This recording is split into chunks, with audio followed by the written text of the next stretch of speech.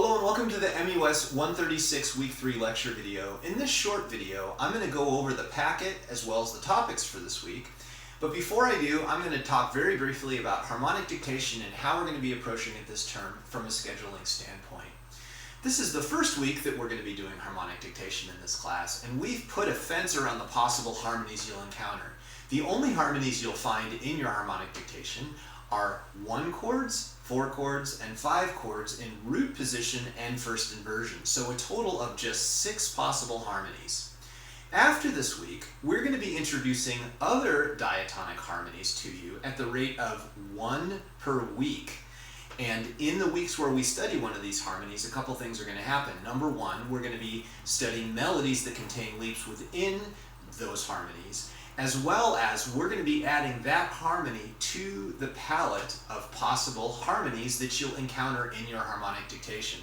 This is all to say that harmonic dictation can seem really daunting, really challenging when you first learn what it is you have to do, but we're going to approach it in a really methodical way in this course to set you up for being able to do it really, really well. So let's start with the packet on topic 1.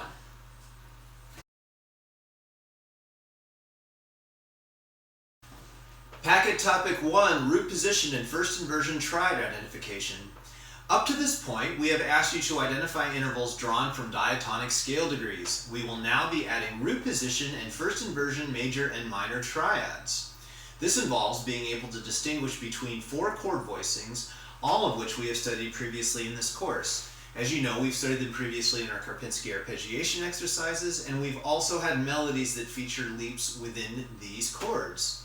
Practice these 4 chord voicings in a similar manner to the inversion sequential and Karpinski exercises, singing ascending and descending arpeggios while conducting a triple pattern. So you can just go through each one of these voicings either in isolation or by doing one after another as they're laid out, Karpinski style. I'm not going to take the time to do that now. You can do that on your own.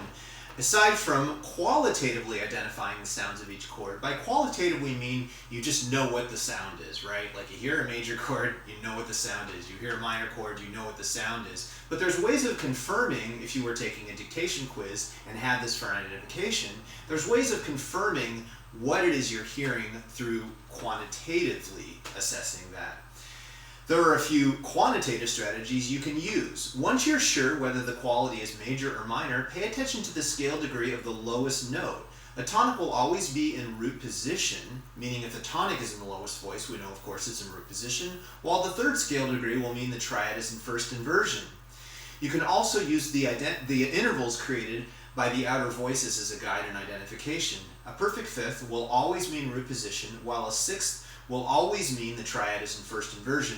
So let me say just a quick thing about that. So when you encounter these in your quizzes, I'm instructing the GEs, and when I do that myself, I'm doing the same thing. I'm instructed the GEs to play the triad in the right hand and double the bass in the left. So for example, if you were to identify a major triad in one of the dictation quizzes, it would be voiced like so.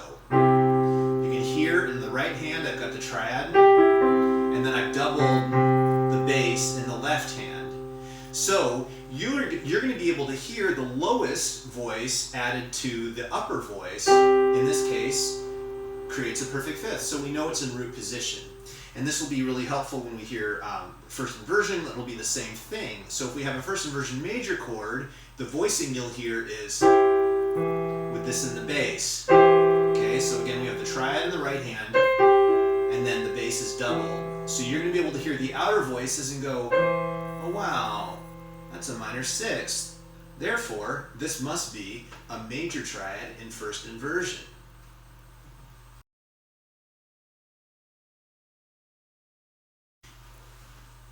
Packet topic 2, harmonic dictation using root position and first inversion 1, 4, and 5. For this class, and throughout the music theory core, harmonic dictation will involve notating the outer voices of a multi-part excerpt and labeling the harmony using Roman numerals. In some cases, figured bass or commercial chord symbols may also be used. The outer voices will offer strong clues about the harmony, but you'll have to rely on your ear to distinguish the harmony created by all parts, the outer voices plus the inner voices, in situations where the outer voices could be harmonized various ways. So a classic example of this is if we're going to a 4 chord and if we're going to fa in the bass and let's say we have fa in the bass and la in the upper voice. If we just have those in the outer voices, we know that it could be harmonized with either a 4 chord, or it could also be harmonized by a 2/6 chord, depending upon what's happening in the inner voices. As the term progresses, we'll be introducing and studying a new diatonic triad each week. As you orally understand each of these through singing arpeggiation exercises and melodies, you will gain confidence in identifying the harmonies in your harmonic dictation.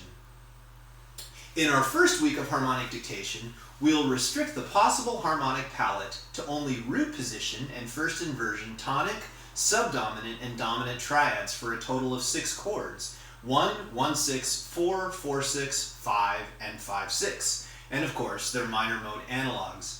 Note that each of these harmonies has its own distinct bass note as shown below. Okay, so here's the point of this chart.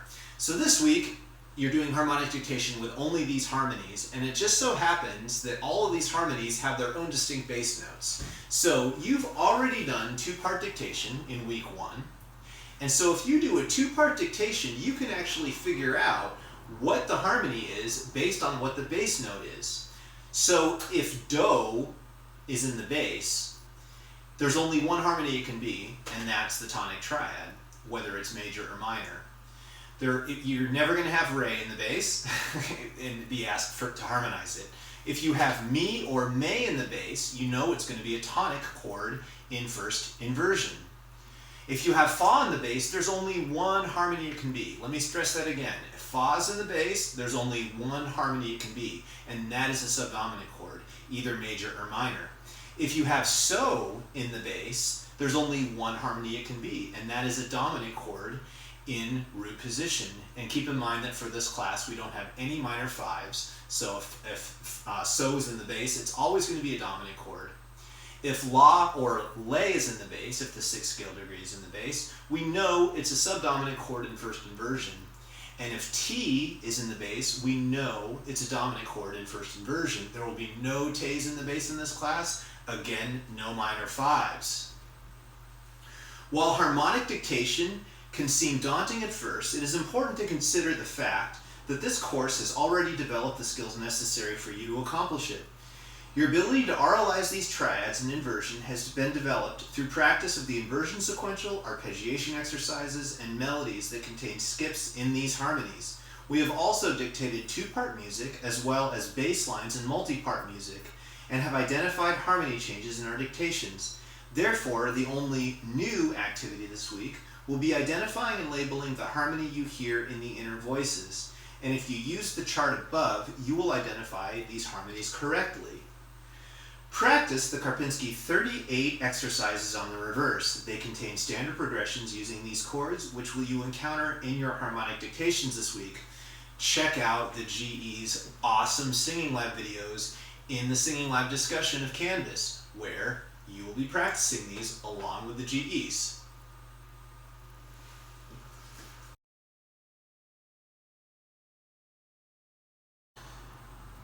Packet topic 3, cadence type and identification. I'm going to begin this where it ends in the last sentence. Over the next few weeks, you'll be asked to identify the cadence types that conclude your harmonic dictation. Now, you may ask, why do we have to do this in oral skills if we hit it so hard in our written theory class? And the reason is quite simple. This is actually going to help you a ton in your harmonic dictations. Phrases tend to end in predictable ways, and if you're able to anticipate what's happening at the end of the phrase by having an understanding of cadence types, it's going to make your harmonic dictation process much better. So let's say you hear the opening of an excerpt and you're able to identify the upper note and the bass note, and you know what the opening harmony is. And then you have some understanding of what might happen at the end of the phrase. Your ability to fill in the blanks in the middle of the phrase is going to be much, much, much, much, much better. So, a cadence is a point of arrival at the end of a musical phrase, usually found on the downbeat of the phrase's final bar. For now, we will divide cadences into 3 types with the following characteristics: Perfect authentic cadences, known in the biz as PACs, must satisfy three requirements. The last two chords are 5-7 or 5, followed by 1. Both 5 or 5-7 and 1 are in root position. Tonic is in the upper voice on 1. So that means if the third is in the upper voice on 1, it is not a PAC. Imperfect authentic cadences, known in the biz as IACs, the last two chords are 5 or 5-7 followed by 1, but one or both of the following keep it from being a perfect authentic cadence. Either one or both of the chords is not in root position, or the upper voice of the one chord is not the tonic. While this definition of IACs is widely accepted, Professor Nobile teaches that imperfect authentic cadences must have root position 5 and 1 chords. If you encounter an IAC that does not contain root position 5 and 1 chords, you may label it as an IAC or as, quote, no cadence, end quote. And then the third type is a half cadence, and that's any cadence that arrives on a root position 5 chord.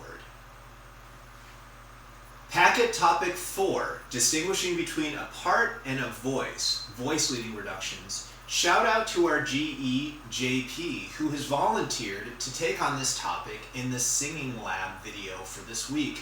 He did so to give us room to work on harmonic dictation in our live lecture this week. Super grateful for that. JP, it's going to be awesome. We're expecting great things, no pressure. We look forward to it. Now, we'll begin our live lecture and do some harmonic dictation.